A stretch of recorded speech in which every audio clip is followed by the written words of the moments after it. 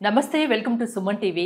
నేను మీ హరిత. ఇప్పుడు నేను క్లినికల్ అవేర్ హాస్పిటల్లో ఉన్నాను. నాతో పాటు ఉన్నారు senior general physician doctor Srinivasachari. Hello doctor గారు. హలో అండి. వర్షాకాలం స్టార్ట్ అయింది. ఈ సీజన్లో హెల్త్ ఇష్యూస్ కూడా ఎక్కువ వస్తుంటాయి కదా, ఎలాంటి ఇష్యూస్ని ఎక్కువగా చూస్తుంటారు? ఈ సీజన్లో ఎక్కువగా వచ్చేటిది నీటి కలుషితం వల్ల వచ్చే జబ్బులు ఎక్కువగా ఉంటాయి. ప్రముఖంగా మనం చెప్పుకోవాల్సినవి 3: టైఫాయిడ్ ఒకటి, మలేరియా అండ్ డెంగ్యూ. ఈ 3 జబ్బుల్లో విడమర్చి చెప్పాలనుకుంటే సపరేట్గా చేస్తే టైఫాయిడ్ జబ్బు ఎస్పెషల్గా కలుషిత ఆహారం వల్ల కానీ కలుషితమైన నీటి వల్ల కానీ వస్తుంది. వేరే మిగతా 2 అవి దోమల వల్ల వ్యాప్తి చెందుతాయి. ప్రస్తుతం మనం ఈ టైఫాయిడ్ తీసుకుంటే ఈ మధ్యకాలంలో హైదరాబాద్ లోపల ఎక్కువగా డయేరియా కేసులు ఎక్కువగా రిపోర్ట్ అవుతున్నాయి. 100% ఇద్దరు వాటర్ కంటామినేషన్ కావచ్చు, లేదు అంటే కలుషితమైన ఆహారం.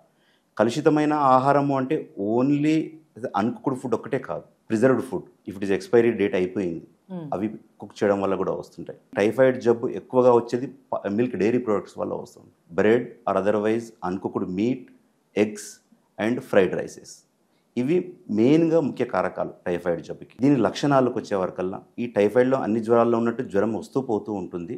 ఈ జ్వరం అనేది స్టెప్ లాడర్ డౌన్ టైప్లో ఉంటుంది. అంటే ఇట్లా నిచ్చెనగా ఏ విధంగా గ్రాడ్యువల్గా ఎక్కుతూ పోతూ ఉంటామో ఆ విధంగా జ్వరం రోజుకి దినదినం పెరుగుతూ పోతూ ఉంటుంది.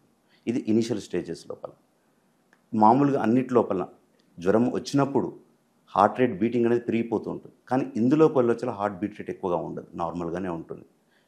ఇంకా థర్డ్కి వచ్చే వరకల్లా అంటే జబ్బు పెరిగిపోతూ ఉంది అని అనుకున్నప్పుడు నోట్లో చిన్న ఎర్రటి మచ్చలు లాంటివి కనబడుతూ ఉంటాయి.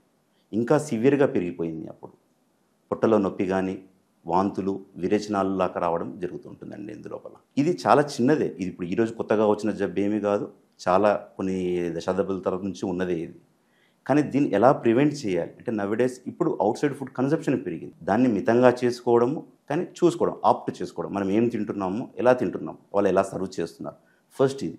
And second, contamination of water. ఇది ఎక్కడ పడితే అక్కడ వాటర్ తాగకుండా జాగ్రత్తగా ఉండి చేయడం ముఖ్యం. ఇది థర్డ్, ఈ జబ్బు లక్షణాలు బయట కనపడినప్పుడు ఇనీషియల్ స్టేజ్లోనే మనము జ్వరం తీవ్రత ఎక్కువగా రోజుకు పెరిగిపోతూ ఉంది, వాంతులు విరేచనాలు అవుతున్నాయి, ఆ టైం లోపల టెస్ట్ చేసుకోవడం.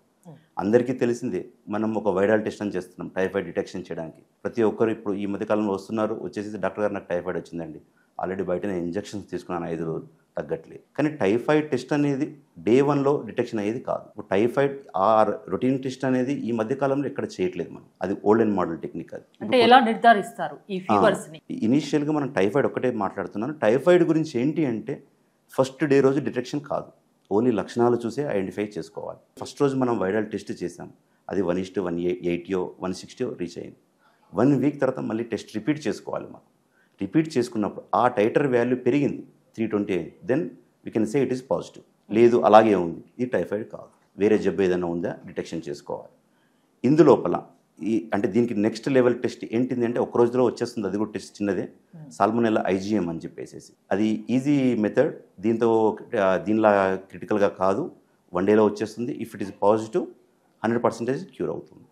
ప్లస్ టైఫాయిడ్ వచ్చిందో అని గాబరా పడాల్సిన అవసరం కూడా లేదు. దానికి కావాల్సినంత ఫీవర్కి ట్రీట్మెంట్స్ ఉన్నాయి, భయపడాల్సిన అవసరం లేదు. కానీ డిటెక్షన్ వింటుంటాం, కొన్ని రకాల ఫీవర్స్ అంటే ప్రమాదకరంగా మారుతాయి, కొన్ని రకాల ఫీవర్స్తో చనిపోయిన సంఘటనలు కూడా చూసాం మనం. సో ఎప్పుడు అలా జరుగుతుంది? ఇప్పుడు ఎగ్జాంపుల్ టైఫాయిడ్ తీసుకుందామండి. టైఫాయిడ్ ఇనీషియల్ స్టేజ్లో డిటెక్షన్ చేస్తే చాలా బాగుంటుంది, తొందరగా రికవరీ అవుతారు. ఇది ఒకవేళ 3 వీక్స్ దాటిపోయింది, 3 వీక్స్ దాటిపోయినప్పుడు అది పేగులకు పూతలాగా పాకిపోతుంది. ఇంటెస్టైనల్ పర్ఫోరేషన్ అంటాం, అంటే పేగులు పగిలిపోతాయి. ఆ స్టేజ్ లోపల సర్జరీ అవసరం పడుతుంది. దట్ ఈస్ అప్పుడు అవుట్కమ్ చాలా తక్కువగా ఉంటుంది. అంటే ఫర్ ఎగ్జాంపుల్ 100 మెంబర్స్ ఉన్నారు, అందులోపల ఓన్లీ 10 మెంబర్సే అవుట్కమ్ వచ్చేలా ఛాన్స్ ఉంటుంది. ఎందుకంటే ఆ ఇన్ఫెక్షన్ బాడీ మొత్తం స్ప్రెడ్ అయిపోతుంది. ఇది ఇనీషియల్ స్టేజ్లో బాగుంటుంది. కాబట్టి డిటెక్షన్ ఈజ్ వెరీ ఇంపార్టెంట్. మనం స్టార్టింగ్లోనే విచ్చలవిడిగా మందులు వాడుకుంటూ పోతూ ఉంటాం. ఆ టైఫాయిడే కాదు, ఏదేనికైనా సరే యాంటీబయాటిక్ వాడుతూ పోతూ ఉంటాం. ఓన్లీ యాంటీబయాటిక్ అనేది క్యూర్ కాదు. దానికి ఏంటిదంటే ఐడెంటిఫికేషన్ ఈజ్ వెరీ ఇంపార్టెంట్. ఆ ఐడెంటిఫికేషన్ చేసుకున్న తర్వాతనే మందులు వాడడం అనేది ఉత్తమం. ఫీవర్స్ అన్నిటికీ సిమ్టమ్స్ ఒకేలాగా ఉంటాయా? అన్నిట్లకు ఫీవర్ కామన్. టైఫాయిడ్కి జ్వరం మాత్రం స్టెప్ లాడర్ లాగా స్లోగా గ్రాడ్యువల్గా పెరుగుతూ పోతుంది. ఫర్ ఎగ్జాంపుల్ ఇదే డెంగ్యూ తీసుకుందాం. ఈ డెంగ్యూ జ్వరం ఏమంటే కంటిన్యూస్గా 104 టెంపరేచర్ ఉంటుంది, 103 104 టెంపరేచర్, హై గ్రేడ్ ఫీవర్. గ్రాడ్యువల్గా పెరుగుతుంది అని కాదు, పేషెంట్కి వచ్చింది అంటే 103 104. ఒకవేళ పారాసిటమాల్ ట్యాబ్లెట్ వేసుకున్నాడు, ఒక 3-4 గంటలు రిలీజ్ అవుతుంది ఆ టైంలో. దెన్ అగైన్ మళ్ళీ జ్వరం వచ్చేస్తూనే ఉంటుంది తనకి. ఇది వైరల్ ఫీవర్ లక్షణాలు. అంటే పెరుగుతూ తగ్గుతూ ఉంటే మాత్రం అసలు నెగ్లెక్ట్ చేయొద్దు. సెకండ్ ఇంకోటి కంటిన్యూస్ ఇలాగే ఫీవర్ వస్తుంది 1 or 2 days వచ్చింది. బికాస్ ఆఫ్ ఆ స్వెట్టింగ్ వల్ల డీహైడ్రేషన్ అయిపోతుంది. తర్వాత కాళ్ళు పిక్కలు లాగడము, జాయింట్ పెయిన్స్ రావడం. జాయింట్ పెయిన్స్ ఎక్కువగా వస్తున్నాయంటే వైరల్ డిసీజ్ వల్ల. బ్యాక్టీరియల్ లక్షణాలు అంతగా ఉండవు. జాయింట్ పెయిన్స్ ఉంటాయి, నీరసం వల్ల వచ్చిన జాయింట్ పెయిన్స్ ఉంటాయి, కానీ వైరల్ వల్ల ఎక్కువ జాయింట్ పెయిన్స్ ఉంటాయి. ఇది జాయింట్ పెయిన్స్ ఎక్కువగా ఉన్నాయి. ర్యాషెస్, ఒంటి మీద చిన్న చిన్న ర్యాషెస్, దద్దుర్లు లాంటివి వచ్చినాయి అనుకోండి, వైరల్ లక్షణాలు అనుకోవాలి. అండ్ ఇంకొకటి 103, 104 పర్సిస్టెంట్గా 2, 3, 4 రోజులు దిగట్లేదు, ఖచ్చితంగా సస్పెక్ట్ చేసుకోవాలి. జనరల్గా ఫీవర్ రాగానే ఏదో పారాసెటమాల్ ఏదో టాబ్లెట్ వేసుకొని 2-3 రోజులు అలా ఉన్నా కూడా అలా కంటిన్యూగా టాబ్లెట్స్ వేసుకుంటూ ఉంటారు. అలా వేసుకొని ఇంట్లో ఉండడం సేఫేనా? 1-2 రోజులు వెయిట్ చేయొచ్చు. ఎందుకంటే 1-2 రోజులు అంత ఇబ్బందికరంగా మనకి ఏమీ ఉండదు. ఇప్పుడు నార్మల్ చిన్న సీజనల్ వైరల్ ఫీవర్ ఉంది అంటే ఇది డెంగ్యూ కాదు, ఇంకా వేరే ఏ జబ్బు చికెన్ గున్యా కాదు, కానీ వీటి లోపల ఆటోమేటిక్గా 2 days లోపల కామన్ ఫ్లూ ఉంది అండి. అంటే డెంగ్యూకి ఈ టైఫాయిడ్ ఇలాంటి వాటికి ఏమైనా డిఫరెన్స్ ఏమైనా ఉంటుందా? ఇప్పుడు డెంగ్యూ జ్వరంలో ఏదో చెప్పాను, 103, 104 పర్సిస్టెంట్గా టెంపరేచర్ మెయింటైన్ అవుతూ ఉంటుంది. కానీ టైఫాయిడ్లో కంటిన్యూస్ ఫీవర్ ఉండదు, కొంచెం గ్యాప్ ఇస్తూ ఉంటుంది. ఫర్ ఎగ్జాంపుల్ ఒక 2 రోజులు 3 రోజులు వచ్చింది అనుకోండి, ఒక 1 day 2 hour day గ్యాప్ రావచ్చు, ఈ విధంగా ఉంటుంది. కానీ వైరల్ లక్షణాలు అలా ఉండవు.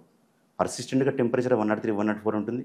ఇనీషియల్గా బ్లడ్ టెస్టులు చేసిన నార్మల్ వాల్యూస్ చూపిస్తూ ఉంటాయి, అందులో ఏం కనపడదు. కానీ ఇక్కడ ఎలా గుర్తుపట్టాలి అంటే ఐ రెడ్నెస్, సెకండ్ ఇది joint pains and high grade fever, persistent high grade fever. If 2 or 3 daysలో తగ్గలేదు, then it is better go for test. ఒక కామన్ చిన్న సింపుల్ టెస్ట్, సిబిపి టెస్ట్ చేసినాం.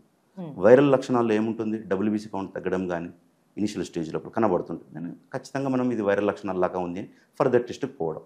లేదు ఏం కాంప్లికేషన్ లేదు, పేషెంట్ బెటర్ అవుతున్నాడు 2 days లోపల, there is no need of doing any test. కానీ ఏం సిమ్టమ్స్ కనిపించినా ముందుగా డాక్టర్ దగ్గరికి వెళ్ళడం బెటర్ అంటారు. ఎందుకంటే వర్షాకాలంలో ఇలాంటి వ్యాధులు ఎక్కువగా చూస్తున్నాం కాబట్టి ముందస్తు సిమ్టమ్స్ కనిపించినప్పుడు వెళ్తే అది ఎంత తొందరగా వెళ్తే అంత క్యూర్ అయ్యే అవకాశం ఉంది. డయాగ్నోస్ ఈజీగా చేసుకోవచ్చు, అదే యాంటీబయాటిక్ అవసరమా లేదా తెలుసుకోవచ్చు, జ్వర లక్షణాల నుంచి కూడా తొందరగా బయటపడవచ్చు.